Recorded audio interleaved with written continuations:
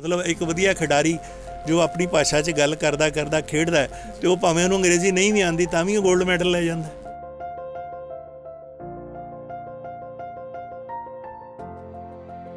ਜੋਗ੍ਰਾਫੀਕਲ area ਕਹੀਏ ਜਾਂ development ਦਾ area ਕਹੀਏ, ਯੂਨੀਵਰਸਿਟੀਆਂ ਬਣਦੀਆਂ ਨੇ, ਉਦੋਂ ਬਾਅਦ ਤਾਂ ਭੰਨ ਤੋੜ ਹੋਈ, ਉਦੋਂ ਬਾਅਦ ਤਾਂ ਡਿਵਾਈਡ ਹੋਇਆ, ਤਾਂ ਖਿੱਤਿਆਂ 'ਚ ਵੰਡੇ ਗਏ ਨੇ, ਭਾਸ਼ਾ ਦੇ ਆਧਾਰ 'ਤੇ ਸੂਬਾ ਬਣ ਗਿਆ, ਸੂਬਾ ਕਾਹਦਾ ਸੂਬੀ ਰਹਿ ਗਈ।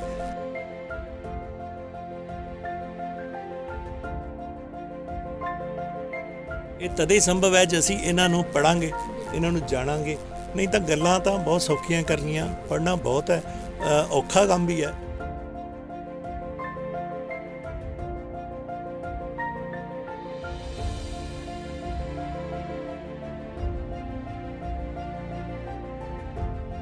ਪੰਜਾਬ ਦਾ ਮਤਲਬ ਹੈ 5 ਦਰਿਆਵਾਂ ਦੀ ਧਰਤੀ, ਜਿੱਥੋਂ 5 ਦਰਿਆ ਨਿਕਲਦੇ ਨੇ, ਸਤਲੁਜ, ਬਿਆਸ, ਰਾਵੀ, ਜੇਹਲਮ, ਚਨਾਬ, ਔਰ ਸਿੰਧ ਦੇ ਵਿੱਚ ਜਾ ਕੇ ਇਹ ਪ੍ਰਵਾਹ ਕਰਦੇ ਨੇ।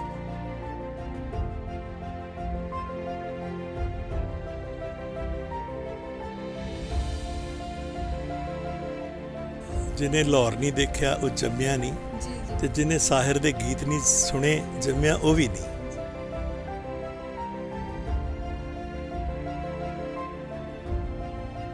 और मैंने लगता है जिथे नाटक नहीं है वो जिंदगी भी नहीं है।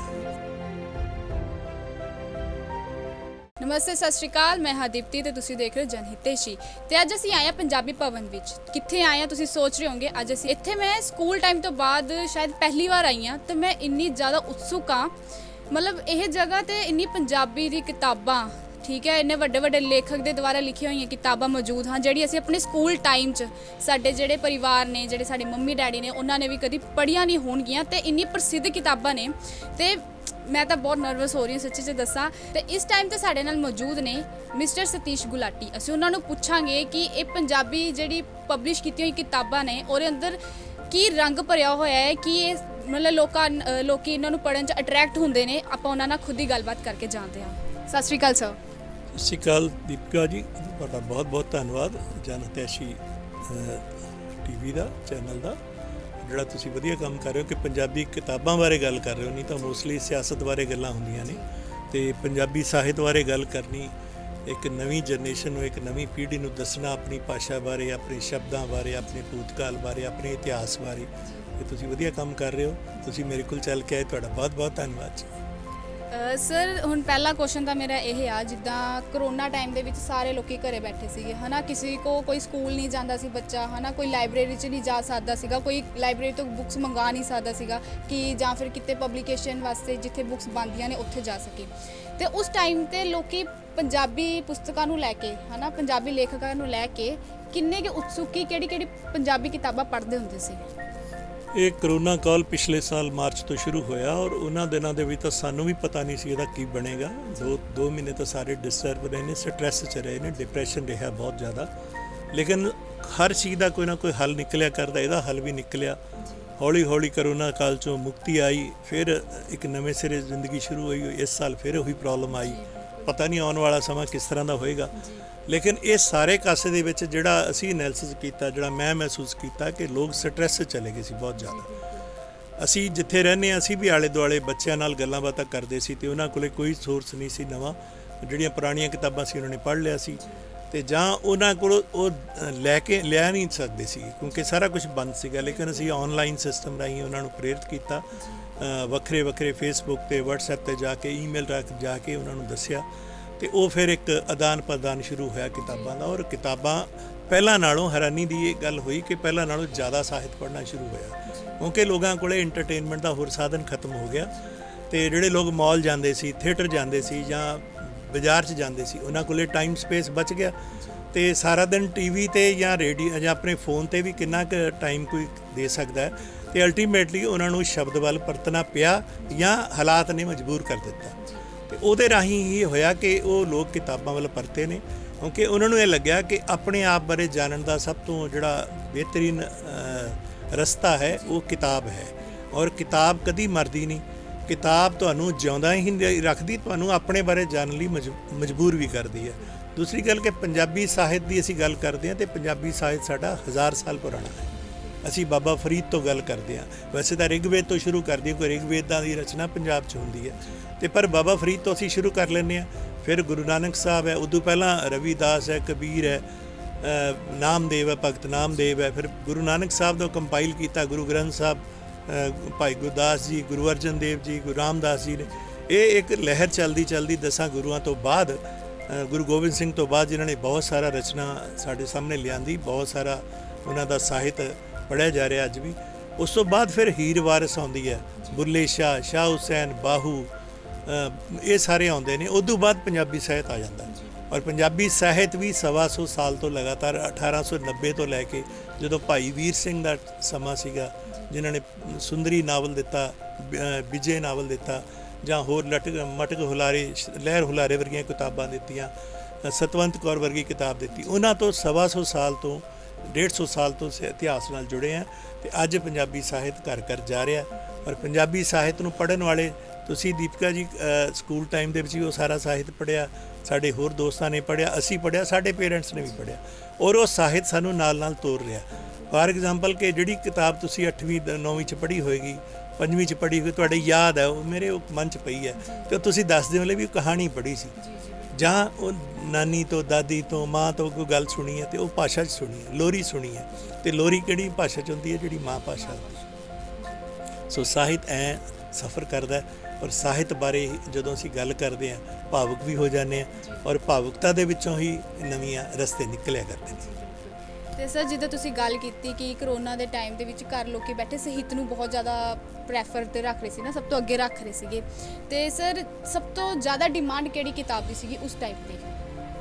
ਉਸ ਤਾਂ ਵਕਤ ਨਾ, ਜਦੋਂ ਇਹ ਸਾਰਾ ਪੀਰੀਅਡ ਚੱਲ ਰਿਹਾ ਸੀ, ਸਭ ਤੋਂ ਵੱਧ ਤਾਂ ਸਟ੍ਰੈਸ ਚੋਂ ਨਿਕਲਣ ਦਾ ਦੌਰ ਸੀ ਇਹ। ਉਹਦੇ ਵਿੱਚ ਮੋਟੀਵੇਸ਼ਨਲ ਕਿਤਾਬਾਂ ਦੀ ਲੋੜ ਸੀ ਕਿ ਬੰਦਾ ਮਨੋਵਿਗਿਆਨ ਦੀਆਂ ਕਿਤਾਬਾਂ ਹੋਣ, ਉਹਨੂੰ ਇਹ ਅਹਿਸਾਸ ਹੋਵੇ ਕਿ ਬੰਦਾ ਸੁਸਾਈਡ ਵੱਲ ਨਾ ਪਰਤੇ, ਜਾਂ ਨਿਰਾਸ਼ ਨਾ ਹੋਵੇ, ਜਾਂ ਨਿਰਾਸ਼ਾ ਚੋਂ ਨਿਕਲ ਨਹੀਂ ਹੁੰਦਾ। ਅਗਾਂਹ ਵਧੂ ਸਾਹਿਤ ਜਿਹੜਾ ਅੱਗੇ ਵਧਾਉਂਦਾ ਹੈ। ਔਰ ਦੂਜਾ ਜਿਹੜਾ ਮੋਟੀਵੇਟ ਕਰਦਾ। ਮੋਟੀਵੇਟ ਬਹੁਤ ਸਾਰੀਆਂ ਕਿਤਾਬਾਂ ਨੇ, ਉਹ 'ਚ ਪੰਜਾਬੀ ਦੇ ਵਿੱਚ ਵੀ ਨੇ, ਅੰਗਰੇਜ਼ੀ ਦੇ ਵਿੱਚ ਵੀ ਨੇ। ਡਾਕਟਰ ਅਜੈਬ ਸਿੰਘ ਦੀਆਂ ਕਿਤਾਬਾਂ ਨੇ ਬਹੁਤ ਸਾਰੀਆਂ, ਮੋਹਨ ਗਿੱਲ ਦੀਆਂ ਕਿਤਾਬਾਂ ਨੇ, ਜੋਗਿੰਦਰ ਸੰਘਾ ਦੀਆਂ ਕਿਤਾਬਾਂ ਨੇ। ਇਸ ਤਰ੍ਹਾਂ ਦੇ ਬਹੁਤ ਸਾਰੇ ਲੇਖਕ ਨੇ ਜਿਨ੍ਹਾਂ ਦੀਆਂ ਮੋਟੀਵੇਟ ਸਾਹਿਤ ਨਾਲ ਰਿਲੇਟਡ ਆ। ਜਾਂ ਫਿਰ ਸਿੱਖ ਇਤਿਹਾਸ ਦੇ ਵੱਲ ਪਰਤਦੇ ਆ ਲੋਕ, ਤਾਂ ਸਿੱਖ ਇਤਿਹਾਸ ਨੂੰ ਪੜ੍ਹਨਾ ਚਾਹੁੰਦੇ ਆ, ਗੁਰਦਿਆਲ ਸਿੰਘ ਨੂੰ ਪੜ੍ਹਨਾ ਚਾਹੁੰਦੇ ਆ, ਜਸਵੰਤ ਸਿੰਘ ਕੰਵਲ ਨੂੰ ਪੜ੍ਹਨਾ ਚਾਹੁੰਦੇ ਆ, ਮਨਮੋਹਨ ਬਾਵਾ ਨੂੰ ਪੜ੍ਹਨਾ ਚਾਹੁੰਦੇ ਆ।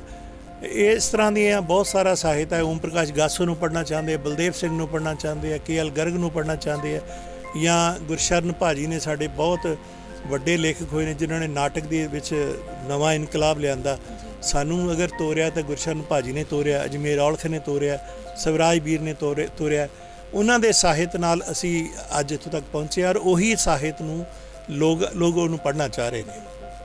ਤੇ ਸਰ, ਜਿੱਦਾਂ ਕਿ ਹੁਣ ਆਪਾਂ ਗੱਲ ਕਰਦੇ ਚੇਤਨਾ ਪ੍ਰਕਾਸ਼ਨ ਦੀ, ਕਿੰਨੇ ਕੀ ਬੁੱਕਸ ਤੁਸੀਂ ਇੱਕ ਮਹੀਨੇ 'ਚ ਪਬਲਿਸ਼ ਕਰ ਦਿੰਦੇ ਹੋਵੋਗੇ? ਜਦੋਂ ਅੱਜ ਤੋਂ 23 ਸਾਲ ਪਹਿਲਾਂ ਸ਼ੁਰੂਆਤ ਕੀਤੀ ਸੀ, ਉਦੋਂ ਅਸੀਂ 5 ਕਿਤਾਬਾਂ ਦਾ ਸੈੱਟ ਲੈ ਕੇ ਆਂਦਾ ਸੀਗਾ।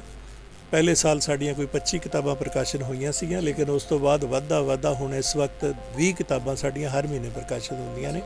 ਯਾਨੀ ਕਹਿ ਸਕਦੇ ਹਾਂ 250 ਤੋਂ 250 ਕਿਤਾਬ ਹਰ ਸਾਲ ਪਬਲਿਸ਼ ਹੁੰਦੀ ਹੈ। ਇਸ ਵਕਤ ਕੋਈ 4000 ਟਾਈਟਲ ਅਸੀਂ ਪਬਲਿਸ਼ ਕਰ ਚੁੱਕੇ ਹਾਂ, ਪੰਜਾਬੀ ਤੋਂ ਇਲਾਵਾ ਹਿੰਦੀ ਔਰ ਇੰਗਲਿਸ਼ ਦੇ ਵਿੱਚ ਕੁੱਲ ਮਿਲਾ ਕੇ। ਕੁਝ ਉਰਦੂ ਦੇ ਟਾਈਟਲ ਵੀ ਨੇ, ਲੇਕਿਨ 80% ਕਿਤਾਬਾਂ ਪੰਜਾਬੀ ਸਾਹਿਤ ਦੀਆਂ।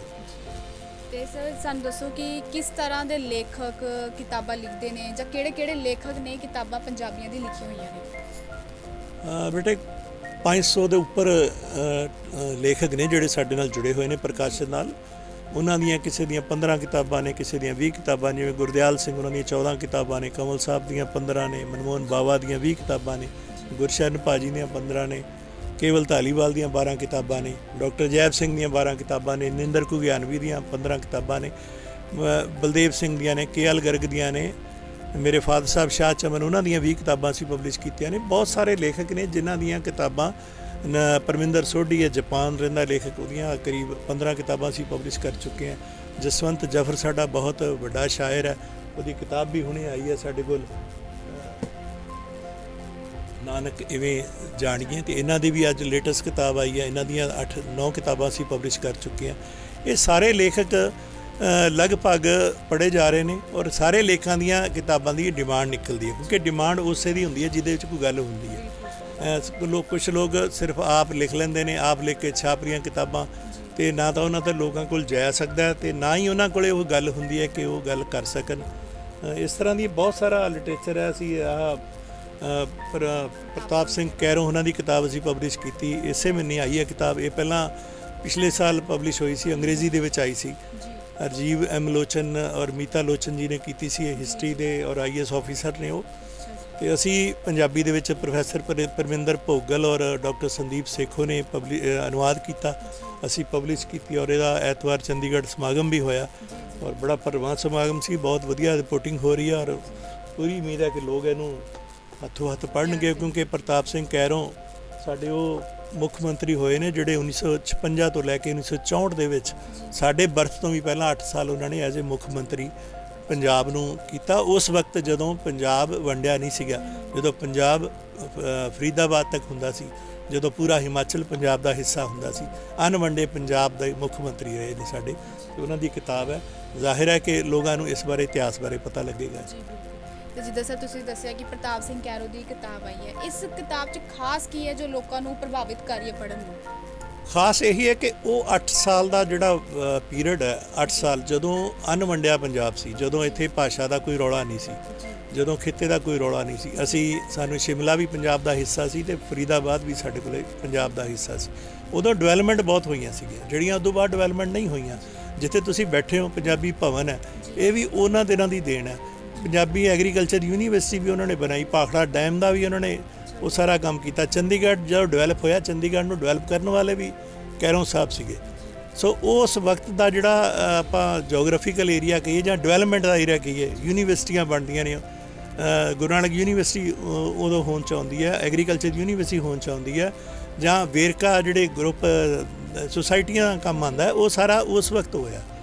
ਉਦੋਂ ਬਾਅਦ ਤਾਂ ਭੰਨ ਤੋੜ ਹੋਈ ਹੈ, ਉਦੋਂ ਬਾਅਦ ਤਾਂ ਡਿਵਾਈਡ ਹੋਇਆ, ਤਾਂ ਖਿੱਤਿਆਂ 'ਚ ਵੰਡੇ ਗਏ ਨੇ, ਭਾਸ਼ਾ ਦੇ ਆਧਾਰ 'ਤੇ ਸੂਬਾ ਬਣ ਗਿਆ, ਸੂਬਾ ਕਾ ਤਾਂ ਸੂਬੀ ਰਹਿ ਗਈ। ਤੇ ਨੈਚੁਰਲੀ ਗੱਲ ਹੈ, ਉਹ ਜਿਹੜਾ ਵੱਡਾ ਏਰੀਆ ਸੀ ਪੰਜਾਬ, ਉਹਨੂੰ ਵੰਡਿਆ ਗਿਆ।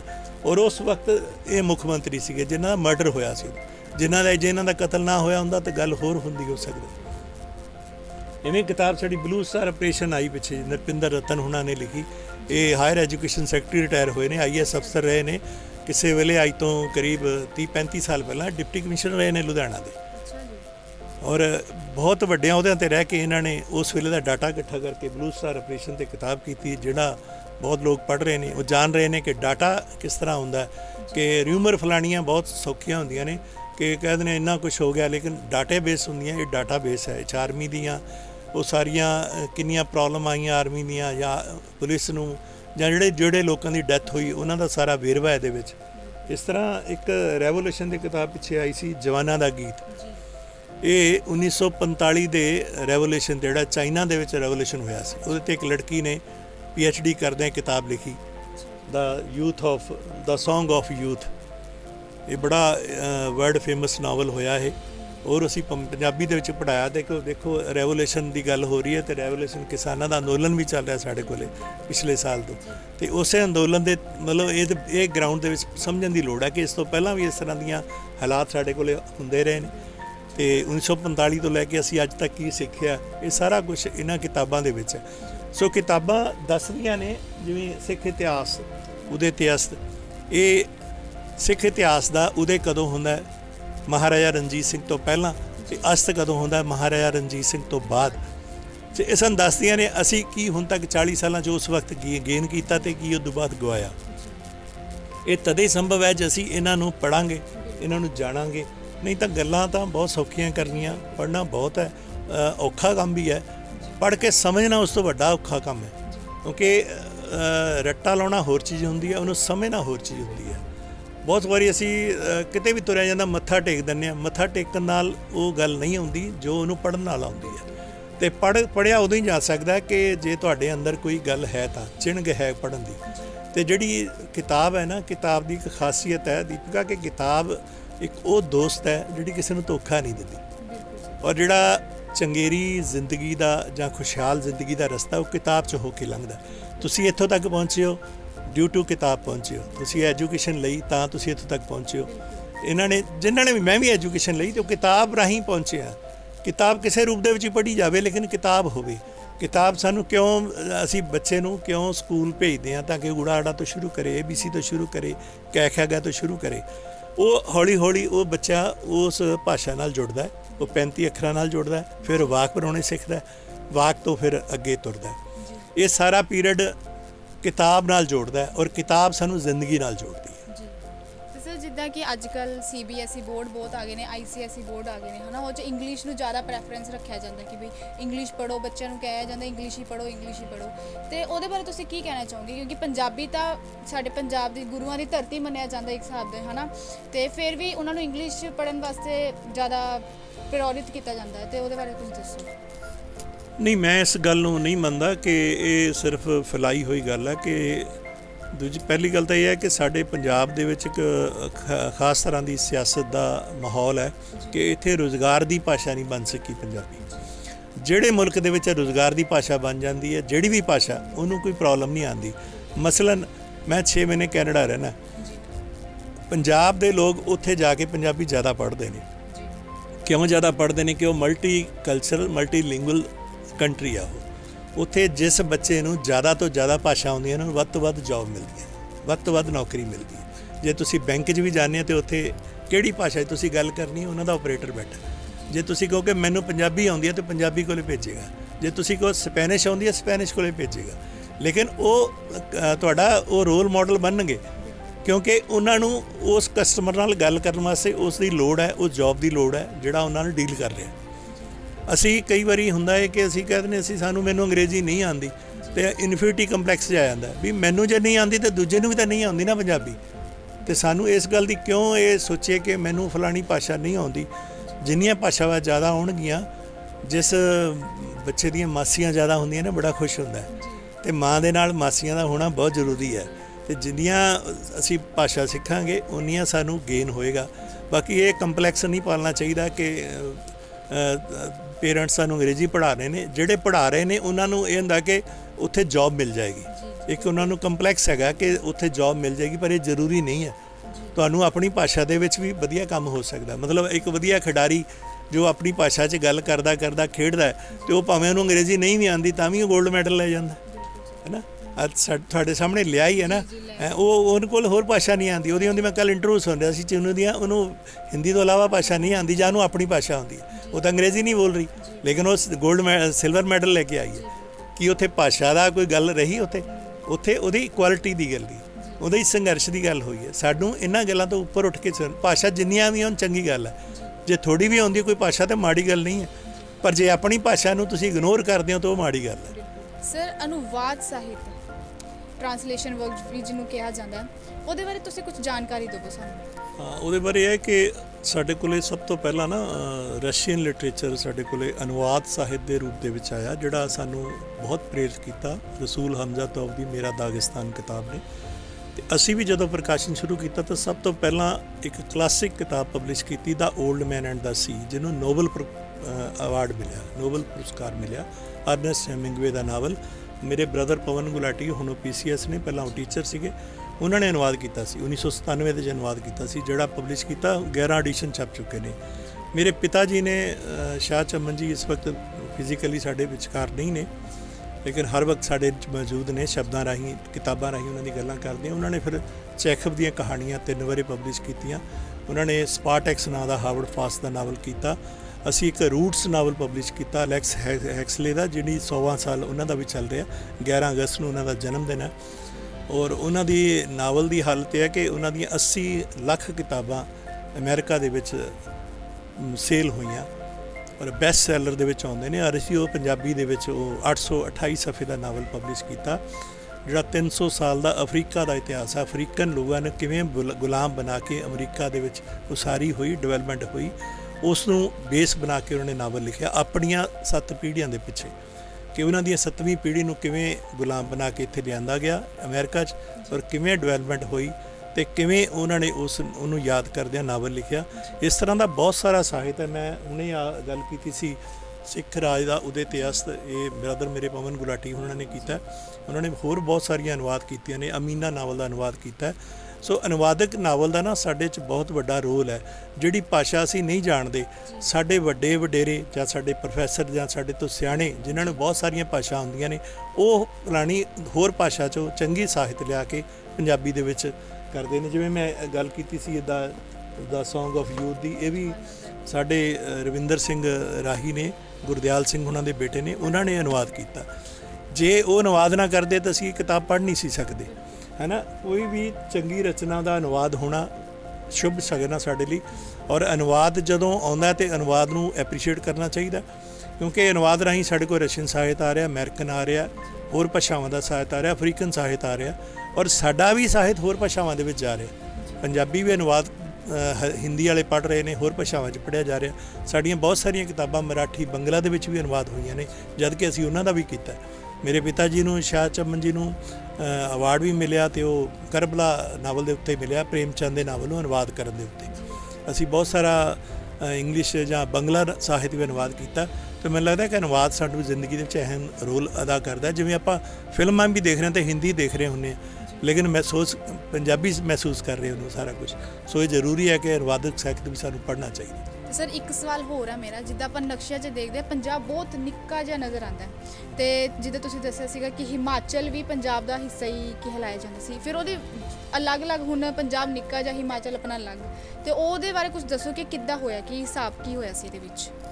ਦੀਪਕ, ਇਕੱਲਾ ਹਿਮਾਚਲ ਹੀ ਨਹੀਂ ਸੀ, ਸਾਡਾ ਹਰਿਆਣਾ ਵੀ ਪੰਜਾਬ ਦਾ ਹਿੱਸਾ ਸੀ, ਇਹਦੇ ਵਿੱਚੋਂ ਹੀ ਨਿਕਲਿਆ ਹੈ ਇਹ ਸਾਰਾ ਕੁਝ। ਔਰ ਜੇ ਇਹਦੇ ਹੋਰ ਪਿੱਛੇ ਚੱਲਾਂਗੇ, ਸਾਡਾ ਪਿਸ਼ਾਵਰ ਤੱਕ ਦਾ ਪੰਜਾਬ ਹੈ।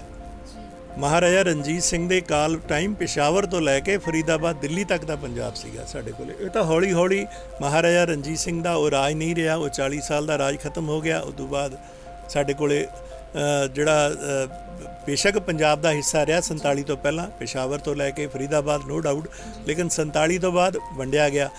ਆਪਾਂ ਇੱਧਰ ਕਹਿ ਦਿੰਦੇ ਇੱਕ ਲਹਿੰਦਾ ਪੰਜਾਬ ਹੈ, ਇੱਕ ਚੜ੍ਹਦਾ ਪੰਜਾਬ ਹੈ।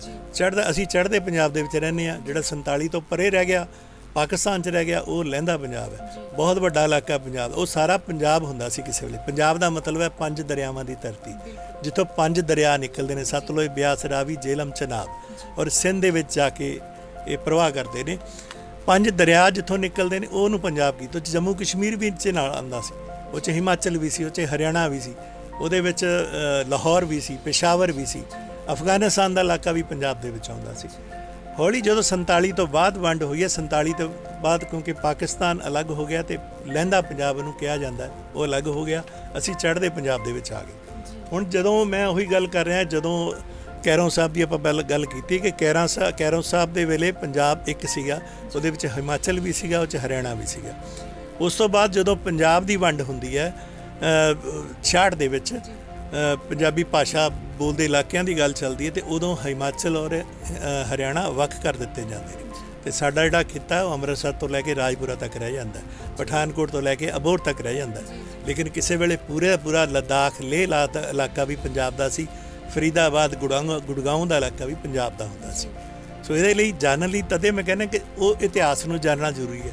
ਇਤਿਹਾਸ ਜਾਣਨ ਲਈ ਸਾਡੇ ਕੋਲ ਕਿਤਾਬ, ਸਾਡੇ ਕੋਲ ਸ਼ਬਦ ਦਾ ਸਹਾਰਾ ਬਹੁਤ ਜ਼ਰੂਰੀ ਹੈ। ਅਗਰ ਉਸ ਤੋਂ ਬਿਨਾਂ ਅਸੀਂ ਗੱਲਾਂ ਕਰਾਂਗੇ ਤਾਂ ਅਫਵਾਹਾਂ ਹੋਣਗੀਆਂ, ਹੈ ਨਾ। ਅਫਵਾਹ ਨੂੰ ਬਚਣ ਲਈ ਬਿਹਤਰ ਹੈ ਕਿ ਤੁਹਾਨੂੰ ਪ੍ਰੂਫ ਦੇਣਾ ਪੈਂਦਾ। ਜਦੋਂ ਆਪਾਂ ਕੋਈ ਗੱਲ ਕਰਦੇ ਹਾਂ, ਫਲਾਣੀ ਕਿਤਾਬ 'ਚ ਲਿਖਿਆ ਹੋਇਆ, ਫਲਾਣੀ ਕਿਤਾਬ ਮਤਲਬ ਉਹ ਰੈਫਰੈਂਸ ਹੈ ਸਾਡੇ ਕੋਲ। ਕੋਈ ਵੀ ਕਿਤਾਬ ਜਦੋਂ ਕੋਡ ਹੁੰਦਾ ਕਿ ਫਲਾਣੀ ਕਿਤਾਬ ਦਾ ਰੈਫਰੈਂਸ ਹੈ, ਅਤੇ ਫਲਾਣੀ ਕਿਤਾਬ ਮਤਲਬ ਸਿੱਖ ਇਤਿਹਾਸ ਪੜ੍ਹਨਾ ਪਏਗਾ, ਪੰਜਾਬ ਦਾ ਇਤਿਹਾਸ ਪੜ੍ਹਨਾ ਪਏਗਾ।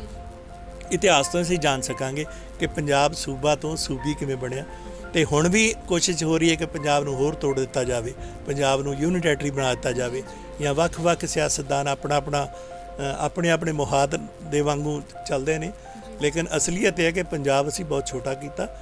ਸਾਨੂੰ ਉਹ ਪਿਛਲੇ ਪੰਜਾਬ ਬਾਰੇ ਸੋਚਣਾ ਚਾਹੀਦਾ, ਔਰ ਸੋਚਿਆ ਇਸੇ ਬਾਰੇ ਜਾ ਸਕਦਾ ਜੇ ਅਸੀਂ ਇਤਿਹਾਸ ਪੜ੍ਹਾਂਗੇ ਤਾਂ, ਇਤਿਹਾਸ ਦੇ ਨਾਲ ਸਾਹਿਤ ਪੜ੍ਹਾਂਗੇ ਤਾਂ। ਸਰ ਮੇਰੀ ਨਿਗਾਹ ਪਈ ਇੱਕ ਕਿਤਾਬ 'ਤੇ, ਬਹੁਤ ਵਧੀਆ ਮਤਲਬ ਲੱਗ ਰਿਹਾ, life and loves of ਸਾਹਿਰ Ludhianvi. ਆਹ ਬੁੱਕ ਜੋ ਪਈ ਹੈ, ਇਹਦੇ ਬਾਰੇ ਤੁਸੀਂ ਕੁਝ ਦੱਸੋ ਕਿ ਕੀ ਹੈ, ਕਿਉਂਕਿ ਮੈਨੂੰ ਤਾਂ ਬਹੁਤ ਅਟਰੈਕਟ ਕਰ ਰਹੀ ਹੈ ਇਹ ਬੁੱਕ। ਕੀ ਹੈ, ਕੀ ਇਹਦੇ ਪਿੱਛੇ ਰਾਜ ਕੀ ਹੈ? ਇਹਦਾ ਰਾਜ ਇਹ ਹੈ ਕਿ ਜਿਵੇਂ ਆਪਾਂ ਕਹਿ ਦਿੰਦੇ ਹਾਂ ਨਾ ਕਿ ਜਿਹਨੇ ਲਾਹੌਰ ਨਹੀਂ ਦੇਖਿਆ ਉਹ ਜੰਮਿਆ ਨਹੀਂ, ਤੇ ਜਿਹਨੇ ਸਾਹਿਰ ਦੇ ਗੀਤ ਨਹੀਂ ਸੁਣੇ ਜੰਮਿਆ ਉਹ ਵੀ ਨਹੀਂ, ਹੈ ਨਾ। ਪੰਜਾਬ ਦੇ ਲੋਕਾਂ ਦੀ ਮਤਲਬ ਦੀਪਕ, ਸਿਰਫ ਤੁਸੀਂ ਵੀ ਗੀਤ ਨਹੀਂ ਸੁਣੇ, ਤੁਹਾਡੇ ਮਾਂ-ਬਾਪ ਨੇ ਵੀ ਸੁਣੇ, ਤੁਹਾਡੇ ਦਾਦਾ ਦਾਦੀ ਨੇ ਵੀ ਸੁਣੇ, ਹੈ ਨਾ। ਇਹ ਉਹ ਸ਼ਖਸ ਨੇ ਸਾਹਿਰ ਲੁਧਿਆਣਵੀ, ਜਿਨ੍ਹਾਂ ਦਾ ਜਨਮ ਲੁਧਿਆਣੇ 'ਚ ਹੋਇਆ, ਔਰ ਹੁਣ ਇਹਨਾਂ ਦਾ 100ਵਾਂ ਸਾਲ, ਸ਼ਤਾਬਦੀ ਚੱਲ ਰਹੀ ਹੈ ਇਸ ਸਾਲ। ਪਿਛਲੇ ਸਾਲ ਤੋਂ ਇਸ ਸਾਲ ਸ਼ੁਰੂ ਹੋਈ ਹੈ, ਸ਼ਤਾਬਦੀ ਚੱਲ ਰਹੀ ਹੈ, ਔਰ ਇਹ ਇੱਥੇ ਗੌਰਮੈਂਟ ਕਾਲਜ 'ਚ ਪੜ੍ਹਦੇ ਰਹੇ ਨੇ। ਔਰ ਪੜ੍ਹਦੇ ਵੀ ਰਹੇ ਨੇ, ਉੱਥੋਂ ਕੱਢੇ ਵੀ ਗਏ ਨੇ। ਕੱਢੇ ਵੀ ਔਰ ਉਸ ਤੋਂ ਬਾਅਦ 42 ਦੇ ਵਿੱਚ ਇਹਨਾਂ ਦੀ ਤਲਖੀਆਂ ਕਿਤਾਬ ਬੜੀ ਮਸ਼ਹੂਰ ਹੋਈ ਹੈ, ਪ੍ਰੋਗਰੈਸਿਵ ਕਿਤਾਬ ਸੀ ਜਿਹਨੂੰ ਬਹੁਤ ਅਵਾਰਡ ਮਿਲੇ। ਔਰ ਉਸ ਤੋਂ ਬਾਅਦ ਇਹ ਬੰਬੇ ਸੈਟਲ ਹੋ ਗਏ ਔਰ ਬੰਬੇ ਫਿਰ ਇਹਨਾਂ ਨੇ ਘੱਟੋ ਘੱਟ 900 ਗੀਤ ਲਿਖੇ ਨੇ।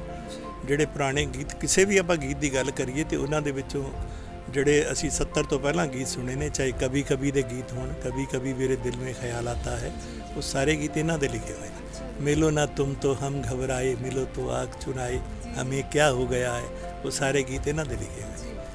ਤੇ ਸੋ ਸਰ ਇਹ ਜਾਂ ਵਕਤ ਦੇ ਗੀਤ, ਵਕਤ ਕੇ ਦਿਨ ਔਰ ਆਜ, ਵਕਤ ਕੇ ਕਲ ਔਰ ਆਜ, ਹੈ ਉਹ ਸਾਰੇ ਗੀਤ ਇਹਨਾਂ ਦੇ ਲਿਖੇ ਹੋਏ ਨੇ। ਹਮਰਾਜ ਫਿਲਮ ਦੇ ਨੀਲ ਕਮਲ, ਹਮਰਾਜ, ਇਹ ਸਾਰੇ ਗੀਤ ਇਹਨਾਂ ਦੇ। ਤੁਸੀਂ ਕੋਈ ਵੀ ਪੁਰਾਣਾ ਗੀਤ ਲਓਗੇ ਤਾਂ ਤੁਹਾਨੂੰ ਤਾਂ ਪਤਾ ਲੱਗੇ ਤਾਂ ਸਾਹਿਰ ਦਾ ਲਿਖਿਆ ਹੋਇਆ।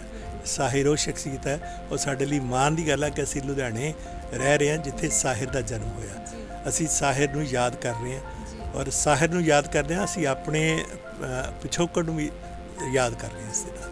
ਤੇ ਸਰ ਇਹ ਕਿਤਾਬ ਇੰਗਲਿਸ਼ 'ਚ ਹੀ ਕਿਉਂ ਲਿਖੀ ਗਈ ਕਿ ਇਹਦੀ ਪੰਜਾਬੀ 'ਚ ਵੀ ਪਬਲੀਕੇਸ਼ਨ ਨਹੀਂ, ਹੈਗੀ ਇਹ ਹੈ? ਜਿਨ੍ਹਾਂ ਨੇ ਲਿਖੀ ਹੈ ਅਨੂਪ ਸਿੰਘ ਸੰਧੂ, ਉਹ ਪ੍ਰੋਫੈਸਰ ਰਹੇ ਨੇ ਯੂਨੀਵਰਸਿਟੀ ਦੇ। ਉਹਨਾਂ ਨੇ ਅੱਜ ਤੋਂ 10 ਸਾਲ ਪਹਿਲਾਂ ਲਿਖੀ ਸੀ। ਉਸ ਤੋਂ ਬਾਅਦ ਇਹ ਪੰਜਾਬੀ ਦੇ ਵਿੱਚ ਵੀ ਆਈ ਹੈ ਕਿਤਾਬ। ਸਾਹਿਰ ਲੁਧਿਆਣਵੀ ਜੀਵਨ ਤੇ ਇਸ਼ਕ ਪੰਜਾਬੀ 'ਚ ਵੀ ਹੈ ਔਰ ਜਲਦੀ ਹਿੰਦੀ 'ਚ ਵੀ ਆ ਰਹੀ ਹੈ। ਲੇਕਿਨ ਇਹ ਵਾਢਕਾਰੀ ਕਿਤਾਬ ਸੀ, ਉਹਨਾਂ ਦੀ ਸ਼ਤਾਬਦੀ ਤੇ ਉਹਨੂੰ ਡੈਡੀਕੇਟ ਕੀਤੀ ਹੈ ਕਿ 100ਵਾਂ ਸਾਲ ਮਨਾ ਰਹੇ ਸਾਹਿਰ, ਅਸੀਂ ਕੀ ਕਰ ਰਹੇ ਹਾਂ ਸਾਹਿਰ ਲਈ। ਸੋ ਅਸੀਂ ਸਾਹਿਰ ਲਈ ਇਹ ਕਿਤਾਬ ਲੈ ਕੇ ਆਏ ਹਾਂ ਔਰ ਇਹਨਾਂ ਦੀ ਸਾਰੀ ਪੋਇਟਰੀ ਹਿੰਦੀ ਦੇ ਵਿੱਚ ਤਾਂ ਪਬਲਿਸ਼ ਹੋਈ ਵੀ ਹੈ, ਉਰਦੂ 'ਚ ਵੀ ਹੋਈ ਵੀ ਹੈ। ਮੈਂ ਪੰਜਾਬੀ ਦੇ ਵਿੱਚ ਆਪ ਲਿਪੀਅੰਤਰ ਕਰ ਰਿਹਾ ਹਾਂ ਔਰ ਜਲਦੀ ਤੁਹਾਨੂੰ ਸਾਰੀ ਕਿਤਾਬ ਪੰਜਾਬੀ ਦੇ ਵਿੱਚ ਮੇਰੇ ਲਿਪੀਅੰਤਰਨ ਦੇ ਵਿੱਚ ਮਿਲੇਗੀ। ਸਾਹਿਰ ਸਰ ਜਿੱਦਾਂ ਕਿ ਅੱਜ ਕੱਲ ਪੰਜਾਬੀ ਪਲੇ ਬਹੁਤ ਹੁੰਦੇ ਨੇ ਪੰਜਾਬ 'ਚ, ਹਨਾ, ਕਦੀ ਦੇਖਣ ਜਾਓ ਤਾਂ ਪੰਜਾਬੀ ਪਲੇ ਚੱਲ ਰਹੇ ਹੁੰਦੇ, ਸਕੂਲ 'ਚ ਵੀ, ਸਕੂਲ ਲੈਵਲ ਦੇ ਪਲੇ, ਯੂਨੀਵਰਸਿਟੀ ਲੈਵਲ ਦੇ ਪਲੇ, ਹਨਾ। ਤੇ ਇਹਦੇ ਵਿੱਚ ਜਿਹੜੀ ਕਿਤਾਬਾਂ ਨੇ, ਪੰਜਾਬੀ ਸਾਹਿਤ ਦੀ ਕਿਤਾਬਾਂ ਨੇ, ਕਿੱਦਾਂ ਰੋਲ ਕਿੱਦਾਂ ਨਿਭਾਉਂਦੀਆਂ ਨੇ? ਇਹਦਾ ਕੀ ਰੋਲ ਹੈ ਇਹਦੀ ਚੀਜ਼ ਪਲੇ ਦੇ ਵਿੱਚ? ਮੇਰੀ ਨਾ ਇੱਕ ਗਜ਼ਲ ਦਾ ਸ਼ੇਰ ਹੈ ਕਿ ਜ਼ਿੰਦਗੀ ਰੰਗ ਮੰਚ ਹੈ ਜਿਸ ਤੇ, ਜ਼ਿੰਦਗੀ ਰੰਗ ਮੰਚ ਹੈ ਜਿਸ ਤੇ ਇੱਕ ਨਾਟਕ ਬਹੁਤ ਜ਼ਰੂਰੀ ਹੈ। ਅਸੀਂ ਸਾਰੇ ਇੱਕ ਨਾਟਕ ਪਲੇ ਕਰ ਰਹੇ ਹੁੰਦੇ ਹਾਂ। ਇੱਕ ਨਾਟਕ ਰੰਗ ਮੰਚ, ਜਿਹੜੀ ਜ਼ਿੰਦਗੀ ਆ ਉਹ ਰੰਗ ਮੰਚ ਹੈ ਕਿ ਅਸੀਂ ਵੱਖ-ਵੱਖ ਪਾਤਰਾਂ ਦੇ ਵਿੱਚ ਵਿਚਰਦੇ ਹਾਂ ਔਰ ਵੱਖ-ਵੱਖ ਪਾਤਰਾਂ 'ਚ ਵਿਚਰਦਿਆਂ ਹੋਇਆਂ ਹੀ ਜ਼ਿੰਦਗੀ ਦਾ ਸਫ਼ਰ ਤੈਅ ਕਰਦੇ ਹਾਂ। ਤੇ ਰੰਗ ਮੰਚ ਨਾਲ, ਕਿਉਂਕਿ ਸਾਹਿਤ ਰੰਗ ਮੰਚ ਦਾ ਹਿੱਸਾ ਹੈ ਜਾਂ ਰੰਗ ਮੰਚ ਸਾਹਿਤ ਦਾ ਹਿੱਸਾ ਹੈ। ਰੰਗ ਮੰਚ ਸਾਹਿਤ ਤੋਂ ਬਿਨਾਂ ਨਹੀਂ ਹੋ ਸਕਦਾ। ਰੰਗ ਮੰਚ ਤੇ ਅਦਾਕਾਰ ਇੱਕ ਨਾਟਕ ਪਲੇ ਕਰਦੇ ਨੇ ਤੇ ਨਾਟਕ ਸਾਹਿਤ ਦਾ ਹਿੱਸਾ ਹੈ। ਅਸੀਂ ਸਭ ਤੋਂ ਵੱਧ 200 ਤੋਂ ਵੱਧ ਕਿਤਾਬਾਂ ਨਾਟਕ ਦੀਆਂ ਪਬਲਿਸ਼ ਕੀਤੀਆਂ ਨੇ, ਜਿਨ੍ਹਾਂ 'ਚ ਅਜਮੇਰ ਔਲਖ ਬਹੁਤ ਵੱਡਾ ਨਾਮ ਹੈ, ਜਿਹਦੇ 200 ਨਾਟਕ ਪਬਲਿਸ਼ ਹੋਏ ਨੇ। ਪਾਲੀ ਭੁਪਿੰਦਰ ਹੈ, ਕੇਵਲ ਧਾਲੀਵਾਲ ਹੈ, ਡਾਕਟਰ ਸਵਰਾਜ ਵੀਰ ਹੈ, ਬਹੁਤ ਵੱਡਾ ਪੰਜਾਬੀ ਦਾ ਨਾਮ ਹੈ, ਜਾਂ ਬਲਵੰਤ ਗਾਰਗੀ ਹੈ। ਇਹ ਸਾਰੇ ਵੱਡੇ ਨਾਮ ਨੇ, ਹੈ ਨਾ। ਤਰਲੋਚਨ ਨਾਟਕਕਾਰ ਹੈ, ਪਾਲੀ ਭੁਪਿੰਦਰ ਦੇ ਸਾਰੇ ਮੈਂ ਦੱਸਿਆ ਤੁਹਾਨੂੰ। ਗੁਰਸ਼ਰਨ ਭਾਜੀ ਦੇ 15 ਤੋਂ ਵੱਧ ਕਿਤਾਬਾਂ ਨੇ ਨਾਟਕ ਦੀਆਂ। ਅਸੀਂ ਗੁਰਸ਼ਰਨ ਭਾਜੀ ਦੀ ਦੇਣ ਹੈ। ਜੇ ਮੈਂ ਅੱਜ ਇੱਥੇ ਬੈਠਾ ਤੇ ਗੁਰਸ਼ਰਨ ਭਾਜੀ ਨੇ, ਮੇਰੇ ਫਾਦਰ ਸਾਹਿਬ ਕੋਟਕਪੂਰਾ ਤੁਸੀਂ ਬਿਲੋਂਗ ਕਰਦੇ ਹੋ, ਮੇਰੇ ਫਾਦਰ ਸਾਹਿਬ ਉੱਥੋਂ ਸਹਿਤ ਸਭਾ ਦੇ ਸੈਕਟਰੀ ਰਹੇ ਨੇ ਤੇ ਮੈਂ ਜਦੋਂ ਦੂਜੀ ਤੀਜੀ 'ਚ ਪੜ੍ਹਦਾ ਸੀ ਤੇ ਉਦੋਂ ਗੁਰਸ਼ਰਨ ਭਾਜੀ ਆ ਕੇ ਨਾਟਕ ਖੇਡਿਆ ਕਰਦੇ ਸੀ। ਤੇ ਅਸੀਂ, ਸਾਨੂੰ ਉਹ ਜਾਗ ਲੱਗੀ ਹੋਈ ਹੈ। ਅਸੀਂ ਉਹ ਨਾਟਕ ਦੇਖਦਿਆਂ ਹੀ ਭਾਜੀ ਦੇ ਨਾਲ ਤੁਰੇ ਵੀ ਹਾਂ। ਇਸ ਪ੍ਰਕਾਸ਼ਨ ਨੂੰ ਚਲਾਉਣ ਦੇ ਵਿੱਚ, ਇਹਨੂੰ ਪ੍ਰਮੋਸ਼ਨ ਦੇ ਵਿੱਚ ਭਾਜੀ ਦਾ, ਗੁਰਸ਼ਰਨ ਭਾਜੀ ਦਾ ਬਹੁਤ ਵੱਡਾ ਹੱਥ ਹੈ, ਆਰਥਿਕ ਤੌਰ ਤੇ ਵੀ ਔਰ ਮੋਰਲ ਤੌਰ ਤੇ ਵੀ। ਸਾਨੂੰ ਉਹਨਾਂ ਨੇ ਮੋਟੀਵੇਟ ਵੀ ਕੀਤਾ ਔਰ ਸਾਨੂੰ ਫਾਈਨੈਂਸ਼ਲੀ ਵੀ ਸਪੋਰਟ ਦਿੱਤੀ ਉਹਨਾਂ ਨੇ ਉਸ ਵਕਤ, ਅੱਜ ਤੋਂ 23 ਸਾਲ ਪਹਿਲਾਂ। ਸੋ ਰੰਗਮੰਚ ਦਾ ਸਾਡੇ ਲਈ ਬਹੁਤ ਵੱਡਾ ਰੋਲ, ਅਸੀਂ ਮਾਂ ਕਹਿ ਸਕਦੇ ਹਾਂ। ਰੰਗਮੰਚ ਸਾਡੀ ਮਾਂ ਹੈ। ਦੂਜੀ ਗੱਲ ਹੈ, ਪੰਜਾਬੀ ਭਵਨ ਇੱਕ ਥੀਏਟਰ ਹੈ ਇੱਥੇ, ਓਪਨ ਏਅਰ ਥੀਏਟਰ ਹੈ ਇੱਥੇ। ਜੇ ਕਹੇ ਤੁਸੀਂ ਮਈ ਦਿਵਸ ਤੇ ਆਓ ਜਾਂ ਅਲੱਗ-ਅਲੱਗ ਸਮੇਂ ਤੇ ਆਓ, ਇੱਥੇ ਮਹੀਨੇ 'ਚ 1 ਜਾਂ 2 ਪਲੇ ਹੋਇਆ ਕਰਦੇ ਨੇ, 1 ਜਾਂ 2 ਨਾਟਕ ਖੇਡੇ ਜਾਂਦੇ ਨੇ। ਉੱਥੇ ਵੱਖ-ਵੱਖ ਟੀਮਾਂ ਇੱਥੇ ਆ ਕੇ ਨਾਟਕ ਕਰਦੀਆਂ ਨੇ। ਵੱਖ-ਵੱਖ ਟੀਮਾਂ ਇੱਥੇ ਆ ਕੇ, ਬਹੁਤ ਵੱਡੇ ਦਰਸ਼ਕ ਹੁੰਦੇ ਨੇ ਇੱਥੇ ਔਰ ਉਹਨਾਂ ਦਰਸ਼ਕਾਂ 'ਚ ਅਸੀਂ ਬੈਠੇ ਹੁੰਦੇ ਹਾਂ। ਸਟੇਜ ਤੇ ਵੀ ਜਾਈਦਾ ਅਸੀਂ ਔਰ ਉਹਦੇ ਵਿੱਚ ਸਾਨੂੰ ਵੱਖਰੇ ਨਾਟਕ ਦੇਖਣ ਨੂੰ ਮਿਲਦੇ ਨੇ। ਔਰ ਨਾਟਕ ਇੱਕ ਐਸੀ ਕਲਾ ਹੈ ਕਿ ਸਭ ਤੋਂ ਵੱਧ ਜੇ ਕਿਸੇ ਨੂੰ ਪ੍ਰਭਾਵਿਤ ਕਰਦੀ ਹੈ ਸਾਹਿਤ ਦੇ ਵਿੱਚ, ਉਹ ਨਾਟਕ ਕਰਦਾ ਹੈ, ਜਿਹਦੇ ਕਰਕੇ ਅਸੀਂ ਫਿਲਮ ਜ਼ਿਆਦਾ ਦੇਖਦੇ ਹਾਂ। ਅਸੀਂ ਟੀਵੀ ਜ਼ਿਆਦਾ ਦੇਖਦੇ ਹਾਂ। ਟੀਵੀ ਤੇ ਕੀ ਹੋ ਰਿਹਾ ਹੁੰਦਾ, ਨਾਟਕ ਹੀ ਤਾਂ ਹੋ ਰਹੇ ਹੁੰਦੇ ਨੇ, ਉਹ ਡਰਾਮਾ ਹੋ ਰਹੇ ਹੁੰਦੇ ਨੇ, ਜਿਹਨੂੰ ਉਰਦੂ 'ਚ ਅਸੀਂ ਡਰਾਮਾ ਕਹਿ ਦਿੰਦੇ ਹਾਂ, ਇੰਗਲਿਸ਼ 'ਚ ਅਸੀਂ ਪਲੇ ਕਹਿ ਦਿੰਦੇ ਹਾਂ, ਪੰਜਾਬੀ 'ਚ ਅਸੀਂ ਨਾਟਕ ਕਹਿ ਦਿੰਦੇ ਹਾਂ, ਥੀਏਟਰ ਕਹਿ ਦਿੰਦੇ ਹਾਂ। ਇਹ ਨਾਟਕ ਸਾਡੀ ਜ਼ਿੰਦਗੀ ਦਾ ਬਹੁਤ ਵੱਡਾ ਹਿੱਸਾ ਹੈ ਔਰ ਮੈਨੂੰ ਲੱਗਦਾ ਜਿੱਥੇ ਨਾਟਕ ਨਹੀਂ ਹੈ ਉਹ ਜ਼ਿੰਦਗੀ ਵੀ ਨਹੀਂ ਹੈ। ਪਤਾ ਹੈ ਹਨਾ, ਅੱਧੀ ਪੰਜਾਬ ਨੂੰ ਪਤਾ ਹੈ ਕਿ ਤੁਸੀਂ ਇੱਕ ਬਹੁਤ ਵੱਡੇ ਕਵੀ ਹੋ, ਠੀਕ ਹੈ, ਤੇ ਤੁਸੀਂ ਪਬਲਿਸ਼ਰ ਹੋ, ਇੱਕ ਬਹੁਤ ਵੱਡੇ ਪੰਜਾਬ ਦੇ ਜਾਣੇ ਮਾਣੇ ਪਬਲਿਸ਼ਰ ਹੋ। ਤੁਹਾਡੀ ਆਪ ਦੀ ਲਿਖੀ ਹੋਈ ਕਿਤਾਬ ਕੋਈ ਹੈ ਤੇ ਉਹ ਕਿਤਾਬ ਤੁਸੀਂ ਕਿਉਂ ਲਿਖੀ, ਕੀ ਸੋਚ ਕੇ ਲਿਖੀ, ਕੁਝ ਉਹਦੇ ਬਾਰੇ ਦੱਸੋ ਸਰ। ਦੀਪਿਕਾ, ਮੈਂ ਪ੍ਰਕਾਸ਼ਨ ਵਿੱਚ ਆਉਣ ਤੋਂ ਪਹਿਲਾਂ ਇੱਕ ਲੇਖਕ ਹਾਂ, ਇੱਕ ਸ਼ਾਇਰ ਦੇ ਤੌਰ ਤੇ ਥੋੜੀ ਬਹੁਤੀ ਪਛਾਣ ਹੈ। ਮੈਂ ਆਪਣੇ ਆਪ ਨੂੰ ਵੱਡਾ ਤਾਂ ਨਹੀਂ ਕਹਿੰਦਾ, ਪਰ ਇੰਨਾ ਵੀ ਨਹੀਂ ਕਹਿੰਦਾ ਕਿ ਮੈਨੂੰ ਲੋਕ ਜਾਣਦੇ ਨਹੀਂ ਹੈ। ਇੱਕ ਕਵੀ ਦੇ ਤੌਰ ਤੇ ਮੈਨੂੰ ਜਾਣਦੇ ਨੇ, ਔਰ ਮੇਰੀਆਂ 4 ਕਿਤਾਬਾਂ ਨੇ, 3 ਗਜ਼ਲ ਦੀਆਂ ਔਰ ਇੱਕ ਸਫ਼ਰਨਾਮਾ ਹੈ। ਇਹ ਹੁਣੀ ਮੇਰੀ ਕਿਤਾਬ ਦਾ ਦੂਸਰਾ ਐਡੀਸ਼ਨ ਆਇਆ, ਔਰ ਇਸ ਤੇ ਐਮਫਿਲ ਵੀ ਹੋ ਚੁੱਕੀ ਹੈ, PhD ਵੀ ਹੋ ਚੁੱਕੀਆਂ ਨੇ। ਬਹੁਤ ਸਿੰਗਰ ਨੇ ਗਾਈਆਂ ਵੀ ਨੇਗਾ, ਚੁੱਪ ਜਿਹਾ ਸੰਵਾਦ। ਚੁੱਪ ਜਿਹੜਾ ਸੰਵਾਦ ਕੀ ਹੈ ਕਿ ਕੁਦਰਤ ਹਮੇਸ਼ਾ ਚੁੱਪ ਰਹਿੰਦੀ ਹੈ। ਅਸੀਂ ਤਾਰਿਆਂ ਨੂੰ ਦੇਖਦੇ ਹਾਂ, ਅੰਤਰਿਕਸ਼ ਨੂੰ ਦੇਖਦੇ ਹਾਂ, ਗਗਨ ਨੂੰ ਦੇਖਦੇ ਹਾਂ, ਉਹ ਚੁੱਪ ਨਜ਼ਰ ਆਉਂਦਾ ਹੈ। ਜਿਹੜੇ ਦਰਖਤ ਨੇ ਚੁੱਪ ਨਜ਼ਰ ਆਉਂਦੇ ਨੇ। ਜੇ ਪੱਤੇ 'ਚੋਂ ਆਵਾਜ਼ ਵੀ ਆਉਂਦੀ ਹੈ ਤਾਂ ਹਵਾ ਦੀ ਆਵਾਜ਼ ਆਉਂਦੀ ਹੈ, ਪੱਤਿਆਂ ਦੀ ਆਪਣੀ ਕੋਈ ਆਵਾਜ਼ ਨਹੀਂ ਹੁੰਦੀ। ਪਾਣੀ ਦੀ ਆਪਣੀ ਕੋਈ ਆਵਾਜ਼ ਨਹੀਂ ਹੁੰਦੀ। ਪਾਣੀ ਪੱਥਰਾਂ ਨਾਲ ਟਕਰਾ ਕੇ ਸਾਊਂਡ ਪੈਦਾ ਕਰਦਾ ਹੈ, ਆਵਾਜ਼ ਪੈਦਾ ਕਰਦਾ ਹੈ। ਇਸ ਕਰਕੇ ਮੇਰਾ ਜਿਹੜਾ ਨਜ਼ਰੀਆ ਹੈ ਚੁੱਪ ਦਾ, ਕਿ ਫਿਲਾਸਫੀ ਦਾ ਨਜ਼ਰੀਆ ਕਿ ਕੁਦਰਤ ਚੁੱਪ ਹੈ ਤੇ ਇਨਸਾਨ ਵੀ ਚੁੱਪ ਹੈ। ਇਨਸਾਨ ਬੋਲਦਾ ਇਨਸਾਨ ਹੈ, ਤੇ ਮੈਨੂੰ ਲੱਗਦਾ ਹੈ ਕਿ ਕੁਦਰਤ ਚੁੱਪ ਹੈ ਤੇ ਕੁਦਰਤ ਦਾ ਹਿੱਸਾ ਇੱਕ ਆਦਮੀ ਹੈ, ਇਨਸਾਨ ਹੈ, ਲੇਕਿਨ ਉਹ ਬੋਲਦਾ ਬਹੁਤ ਹੈ ਨਾ। ਉਹਨੂੰ ਘੱਟ ਬੋਲਣਾ ਚਾਹੀਦਾ, ਉਹਨੂੰ ਮਹਿਸੂਸ ਜ਼ਿਆਦਾ ਕਰਨਾ ਚਾਹੀਦਾ। ਤੇ ਜਦੋਂ ਅਸੀਂ ਮਹਿਸੂਸ ਕਰਾਂਗੇ ਉਦੋਂ ਅਸੀਂ ਆਪਣੇ ਆਪ ਨਾਲ ਪਰਤਾਂਗੇ, ਆਪਣਾ ਮੰਥਨ ਕਰਾਂਗੇ। ਆਪਣਾ ਮੰਥਨ ਕਰਨ ਲਈ, ਆਪਣੇ ਆਪ ਨੂੰ ਜਾਣਨ ਲਈ ਚੁੱਪ ਰਹਿਣਾ ਬਹੁਤ ਜ਼ਰੂਰੀ ਹੈ। ਆਪਣੇ ਸਾਹਾਂ ਦੀ ਆਵਾਜ਼ ਸੁਣੋ, ਤੇ ਇਸ ਕਰਕੇ ਜਦੋਂ ਸਾਹਾਂ ਦੀ ਆਵਾਜ਼ ਸੁਣਾਂਗੇ ਤੇ ਜ਼ਾਹਿਰ ਹੈ ਅਸੀਂ ਆਉਣ ਵਾਲੇ ਅਗਲੀ ਜਨਰੇਸ਼ਨ ਦੀ ਆਵਾਜ਼ ਵੀ ਸੁਣ ਸਕਾਂਗੇ, ਸਮਾਜ ਨੂੰ ਵੀ ਪਹਿਚਾਨ ਸਕਾਂਗੇ। ਤੇ ਸਰ ਤੁਸੀਂ ਜਿਹੜੇ ਆਉਣ ਵਾਲਾ ਯੂਥ ਹੈ, ਜਨਰੇਸ਼ਨ ਹੈ, ਕੁਝ ਲਾਸਟ ਗੱਲਾਂ ਕੁਝ ਉਹਨਾਂ ਨੂੰ ਕਹਿਣਾ ਚਾਹੋ ਪੰਜਾਬੀ ਸਾਹਿਤ ਬਾਰੇ? ਲਾਸਟ ਤਾਂ ਕੋਈ ਨਹੀਂ, ਯੂਥ ਸਾਡਾ ਬਹੁਤ ਸਿਆਣਾ ਹੈ, ਅਕਲਮੰਦ ਹੈ, ਸਾਡੇ ਨਾਲ ਜ਼ਿਆਦਾ ਨੌਲੇਜ ਆ ਉਹਨਾਂ ਨੂੰ, ਕਿਉਂਕਿ ਹਮੇਸ਼ਾ ਅਗਲੀ ਜਨਰੇਸ਼ਨ ਪੁਰਾਣੀ ਤੋਂ ਕੁਝ ਗ੍ਰਹਿਣ ਕਰਦੀ ਹੈ ਔਰ ਨਵੇਂ ਨੂੰ ਕੁਝ ਦਿਆ ਕਰਦੀ ਹੈ। ਔਰ ਯੂਥ, ਅੱਜ ਦਾ ਯੂਥ ਹੈ ਜਿਹੜਾ ਪੜ੍ਹ ਰਿਹਾ, ਮੈਂ ਨਹੀਂ ਕਹਿੰਦਾ ਕੋਈ ਨਹੀਂ ਪੜ੍ਹਦਾ। ਇਹ ਠੀਕ ਹੈ ਕਿ ਟੈਕਨੋਲੋਜੀ ਬਦਲ ਗਈ, ਉਹਨਾਂ ਦੇ ਹੱਥ ਦੇ ਵਿੱਚ ਅੱਜ ਸਮਾਰਟਫੋਨ ਆ ਗਿਆ, ਲੇਕਿਨ ਸਮਾਰਟਫੋਨ ਦੇ ਵਿੱਚ ਵੀ ਜਿਹੜੀ ਇਨਫੋਰਮੇਸ਼ਨ ਆਉਂਦੀ ਹੈ, ਜਾਣਕਾਰੀ ਆਉਂਦੀ ਹੈ, ਉਹ ਕਿਤਾਬ 'ਚੋਂ ਆਉਂਦੀ ਹੈ। ਅਤੇ ਜੇ ਉਹਨਾਂ ਨੇ ਜੇ ਉੱਥੇ ਕੋਈ ਗੱਲ ਆਈ ਹੈ, ਕਹਾਣੀ ਵੀ ਆਈ ਹੈ, ਜਾਂ ਕਹਾਣੀ ਦਾ ਕੋਈ ਅੰਸ਼ ਆਇਆ, ਤੇ ਉਹਨੂੰ ਜਾਣਨ ਲਈ ਉਹਨਾਂ ਨੂੰ ਕਿਤਾਬ ਦੀ ਲੋੜ ਪਏਗੀ, ਕਿਉਂਕਿ ਇਹ ਤਾਂ ਟੈਂਪਰੇਰੀ ਹੈ। ਟੈਕਨੋਲੋਜੀ ਬਦਲਦੀ ਰਹਿੰਦੀ ਹੈ। ਅੱਜ ਤੋਂ 20 ਸਾਲ ਪਹਿਲਾਂ ਸਾਡੇ ਕੋਲ ਫੋਨ ਨਹੀਂ ਸੀਗੇ। ਅੱਜ ਜਿਹੜੇ ਤੁਸੀਂ ਕੈਮਰੇ 'ਤੇ ਗੱਲ ਕਰ ਰਹੇ ਹੋ, ਇਸ ਮਾਈਕ 'ਤੇ ਗੱਲ ਕਰ ਰਹੇ ਹੋ, ਇਹ ਵੀ ਨਹੀਂ ਸੀਗਾ। ਇਹ ਸਾਰਾ ਕੁਝ ਬਦਲਦਾ ਰਹਿੰਦਾ, ਲੇਕਿਨ ਨਹੀਂ ਬਦਲਦਾ ਸ਼ਬਦ ਨਹੀਂ ਬਦਲਦਾ।